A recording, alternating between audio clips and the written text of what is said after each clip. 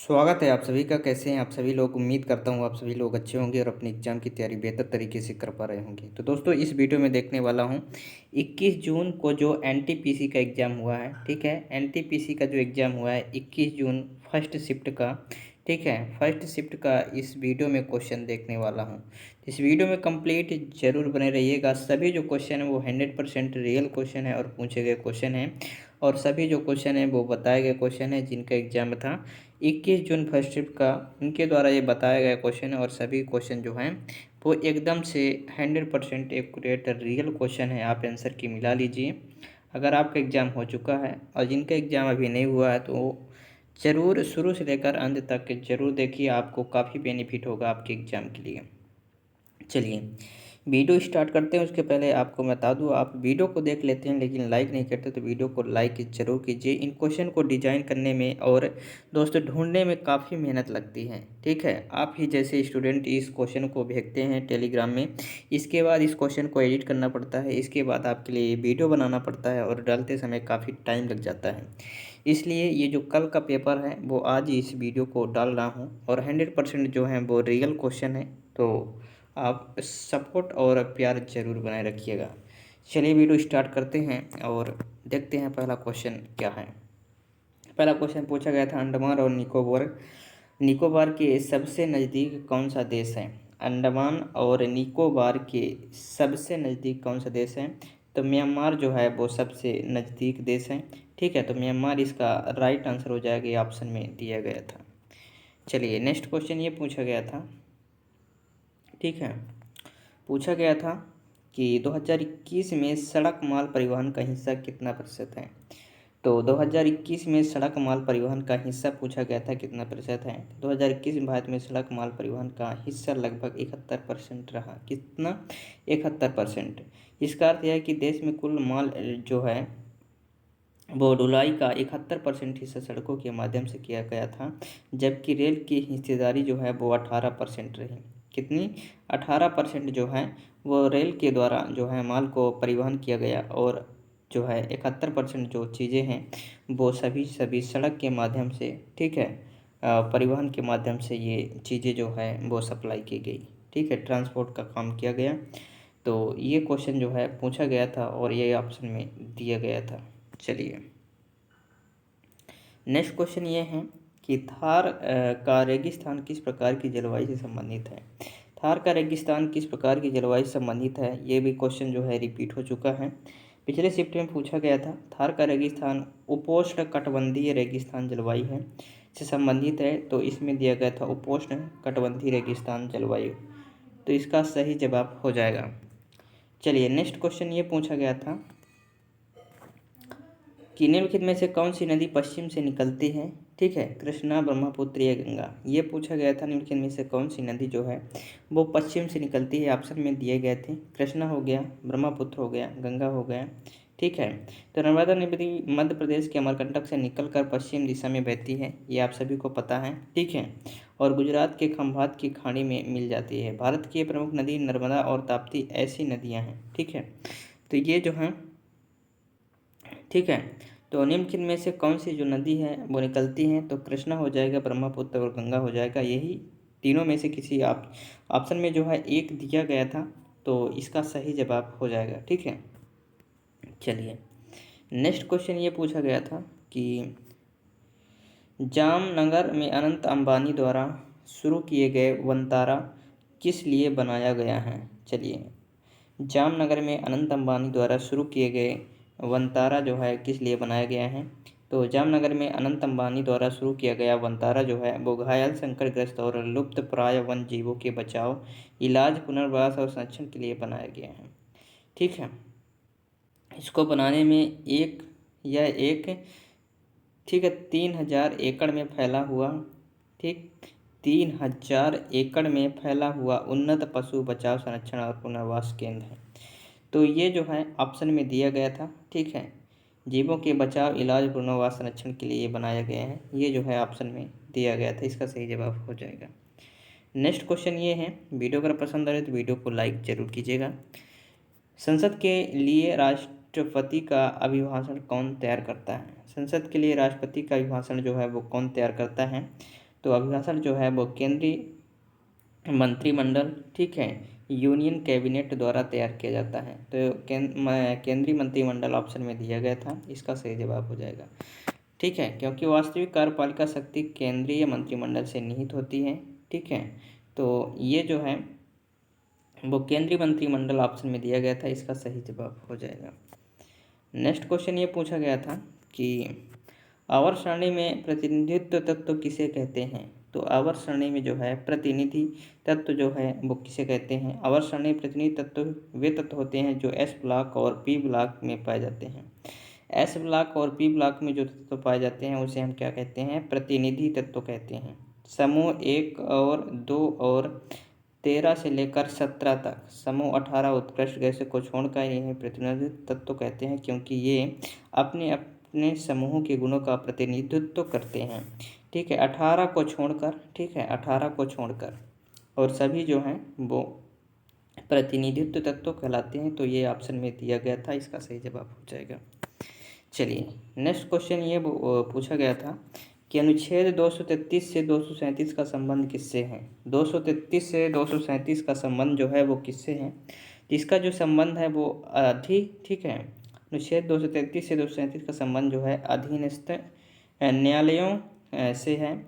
जो ये अनुच्छेद संविधान के भाग 4 के अध्याय, ठीक है, 4 में दिए गए हैं, जो अधीनस्थ न्यायालयों के संगठन, जिला न्यायाधीश की नियुक्ति और न्यायिक सेवाओं में भर्ती से संबंधित है। और ये ऑप्शन में दिया गया था, इसका सही जवाब हो जाएगा। चलिए नेक्स्ट क्वेश्चन ये बोला गया था, गुप्त काल में कौन सी लिपि का उपयोग किया जाता था। गुप्त काल में कौन सी लिपि का उपयोग किया जाता था, ये पूछा गया था। तो गुप्त काल में जो है लिपि का उपयोग किया जाता था, ठीक है, जिसे हम गुप्त ब्राह्मी लिपि कहा जाते हैं। ये तो गुप्त ब्राह्मी लिपि जो है वो ऑप्शन में दिया गया था, तो इस क्वेश्चन का सही जवाब हो जाएगा। ठीक है, गुप्त काल में किस लिपि का उपयोग किया जाता है, ब्राह्मी लिपि का उपयोग किया जाता है। चलिए नेक्स्ट क्वेश्चन ये है कि खगोलीय उपकरण से संबंधित जंतर मंतर कौन से राज्य में है। खगोलीय उपकरण से संबंधित जो है वो जंतर मंतर किस राज्य में है। तो राजस्थान के जयपुर में स्थित है। ठीक है, तो राजस्थान के जयपुर में, ठीक है, ये ऑप्शन में दिया गया था, तो इसका सही जवाब हो जाएगा। खगोलीय उपकरण से संबंधित जंतर मंतर जो है वो कहाँ है, तो राजस्थान के जयपुर में। ठीक है, राजस्थान के जयपुर में दोस्त ये स्थित है। चलिए नेक्स्ट क्वेश्चन ये पूछा गया था, राष्ट्रीय विज्ञान दिवस 2025 की थीम है। राष्ट्रीय विज्ञान दिवस 2025 की थीम क्या रही, ये पूछा गया था। तो विकास भारत के लिए विज्ञान और नवाचार में वैश्विक नेतृत्व के लिए भारतीय युवाओं को सशक्त बनाना, ये जो है, ठीक है, ये जो है विज्ञान दिवस, राष्ट्रीय विज्ञान दिवस जो है इसकी जो है न्यू रही थी, थीम रही थी। ठीक है, तो ये ऑप्शन में दिया गया था, इसका सही जवाब हो जाएगा। ठीक है, चलिए नेक्स्ट क्वेश्चन ये पूछा गया था कि आवर्त सारणी में क्षैतिज पंक्ति को कहा जाता है। आवर्त सारणी में जो क्षैतिज पंक्ति है उसे हम कहते हैं आवर्त। क्या कहते हैं, आवर्त हम कहते हैं। क्षैतिज पंक्ति को हम आवर्त कहते हैं। ठीक है, और जो खड़ी पंक्ति होता है उसे हम वर्ग या समूह कहते हैं। तो वो 18 होते हैं, आवर्त 7 होते हैं। कितनी होते हैं, आवर्त जो होते हैं वो 7 होते हैं पीरियोडिक टेबल में, तो ये आपको ध्यान रखना है। नेक्स्ट क्वेश्चन ये पूछा गया था कि भारत सरकार ने कोविड-19 के लिए कितनी राशि आवंटित की है। भारत सरकार ने कोविड-19 के लिए कितनी राशि जो है वो आवंटित की थी। भारत सरकार ने कोविड-19 आपातकालीन प्रतिक्रिया और स्वास्थ्य प्रणाली की तैयार पैकेज के लिए कुल 15,000 करोड़ आवंटित किए। इसका एक हिस्सा 7,774 करोड़ तत्काल आपातकालीन प्रतिक्रिया के लिए था। तो ये जो है ये ऑप्शन में दिया गया था, इसका सही जवाब हो जाएगा। नेक्स्ट क्वेश्चन ये पूछा गया था कि भारत के गवर्नर जनरल को वायसराय की उपाधि किस वर्ष दी गई थी। ठीक है, तो ये पूछा गया था भारत के गवर्नर जनरल को वायसराय की उपाधि जो है वो किस वर्ष दी गई थी। तो भारत सरकार अधिनियम 1858 पारित हुआ, जिसने भारत के गवर्नर जनरल के पद का नाम बदलकर भारत का वायसराय कर दिया गया था। तो ये जो है उपाधि दी गई थी 1858 में, तो इस ऑप्शन में दिया गया था, तो यही इसका सही जवाब हो जाएगा। चलिए नेक्स्ट क्वेश्चन ये पूछा गया था, गदर पार्टी की स्थापना किसने की थी? गदर पार्टी की स्थापना जो है वो किसने की थी, ये पूछा गया था। गदर पार्टी की स्थापना 1913 में अमेरिका के सैन फ्रांसीसी भारतीय प्रवासियों द्वारा की गई थी। इसके प्रमुख संस्थापक अध्यक्ष सरदार सोहन भकन थे, जबकि लाला ठीक है हरदयाल इसके महामंत्री सचिव और सह संस्थापक थे। इसमें बोला गया है गदर पार्टी की स्थापना किसने की थी? गदर पार्टी की स्थापना जो है वो 1913 में अमेरिका के सैन फ्रांसिस्को में भारतीय प्रवासियों द्वारा की गई थी। तो ये जो है वो ऑप्शन में दिया गया था। इसके प्रमुख संस्थापक जो हैं वो सरदार सोहन सिंह भाकना थे। तो ये जो है वो ऑप्शन में दिया गया था, इसका सही जवाब हो जाएगा।